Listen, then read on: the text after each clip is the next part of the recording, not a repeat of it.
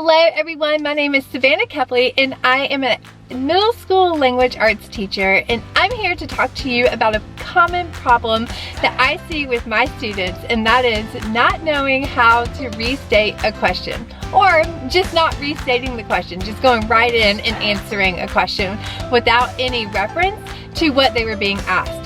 So I see this a lot, and I was like, I just can't handle this.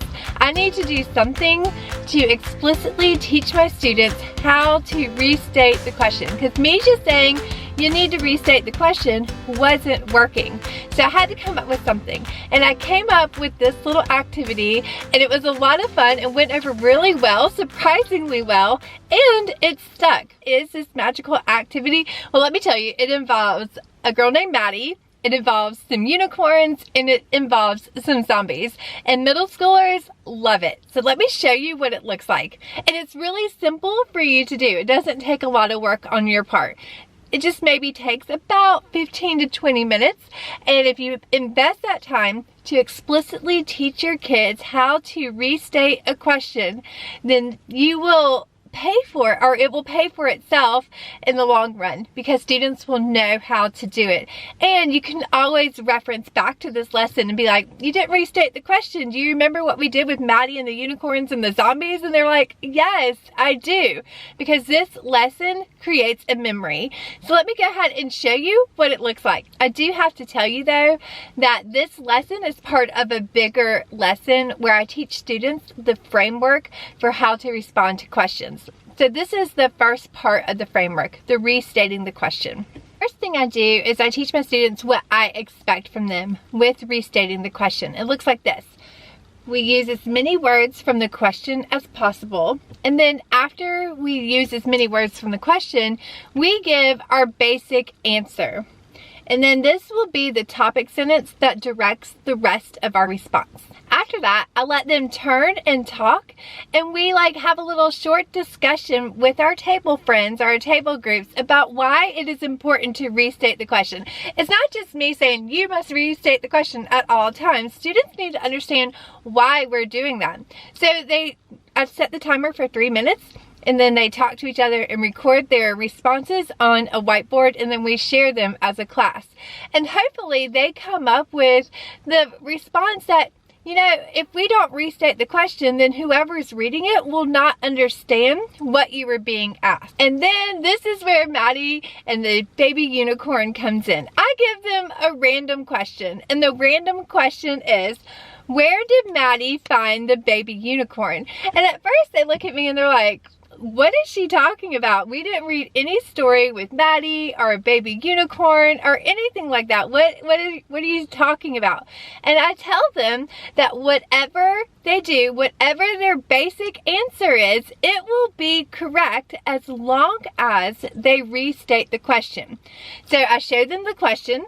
Where did Maddie find her baby unicorn? We underline some keywords in there, and then I set them free. And at their tables with their whiteboards, they restate the question and then give their basic answer.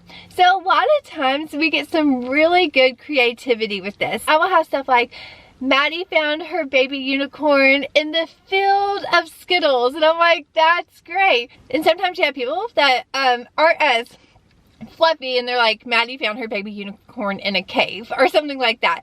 So it's really fun to see their creative side come out when we do this activity. So I'm like, okay, great. We restated the question. We gave our basic answer. As long as you restated it, we're good to go. Let's see if we can do this again. So I pop up the question.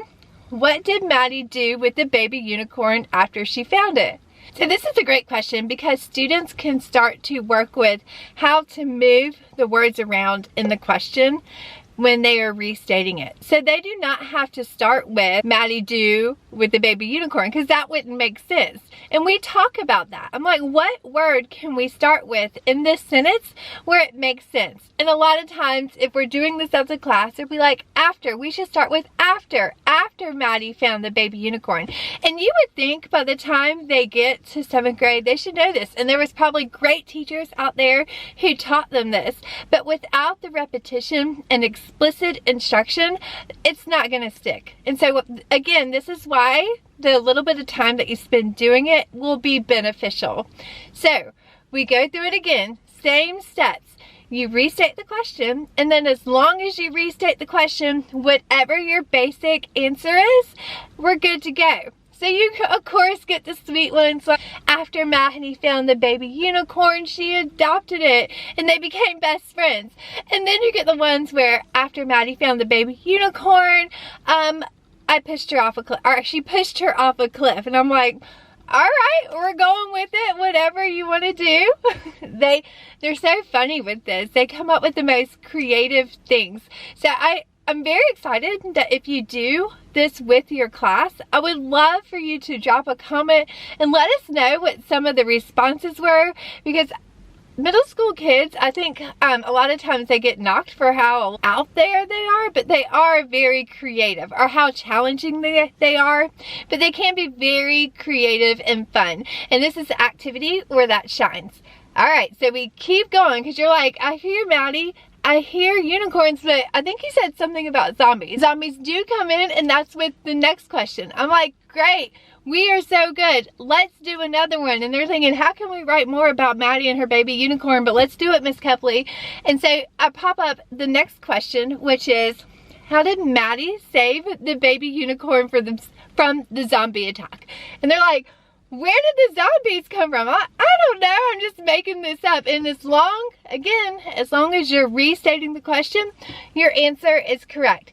And they have so much fun with this. I love letting them work in groups, but sometimes at this point it might be a good idea to let them break off and do this one independently, so you can see how they are restating the question and giving their basic answer.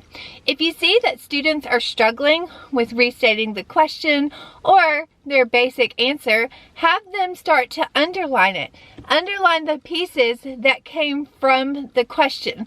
So what words in the question did you use in your response? Once they start actively doing that, they can see, oh yes, I need to add more questions or add more words from the question in my response. And then I finish this activity with 2 more questions, which was, why were the zombies after the baby unicorn? And again, they get to practice the zombies are after the baby unicorn because, and then they tell me why. They're like, because she stole our magic powers. And I'm like, oh my goodness, this would be a great story.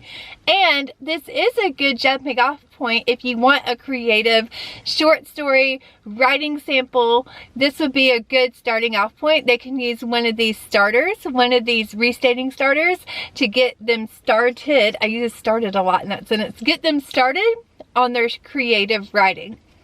And then you have a writing sample. And then finally, why was Maddie so surprised? Some common things that you will see students do is when they're restating the question, they'll put those question words in there, like why and how. And so you might have to have a conversation like, we don't need to use the word why, because the word why is what makes it a question. We need to pull out the parts that we can use to make it a sentence and not a question. So again, you might have to explicitly state this.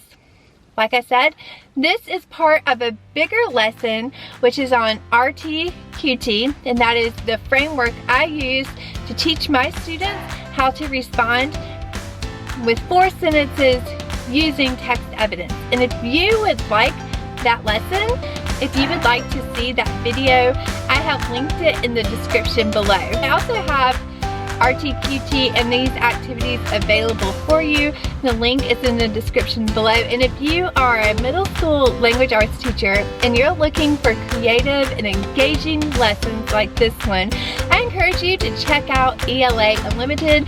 That is where you can download lessons like this for your middle school language arts students, and you can download them and they're ready to use today with minimal prep. It's really a great, exciting program, so I want you to check it out in the description below. If you have any questions, just drop them in the comments and I will get back to you.